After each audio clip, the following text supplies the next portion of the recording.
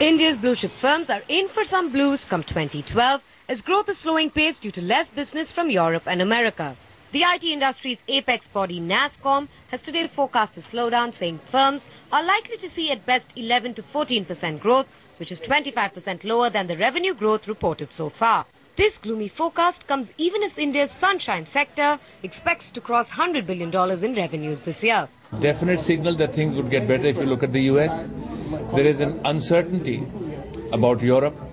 So companies are sitting on a lot of cash, but governments are in debt. So there are many forces working against each other. India's share of the global IT market is currently under 57%, but by the end of the year, it is expected to touch 61%. But that is no consolation. With the budget next month, there continues to be uncertainty in tax ops for the sector or any benefits from special economic zones. They had tax exemption on SEZ, but they introduced MAT on it.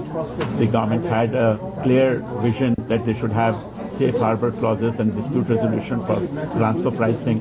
Unfortunately, while it was said in 2009, we haven't seen that come in. With less than 1 lakh jobs being added by IT companies this fiscal, it's evident that a slowdown in demand is inevitable. And as companies gear up to face the storm, it's all eyes on global macroeconomy, political playout in the United States, and budget initiatives that North Block will offer.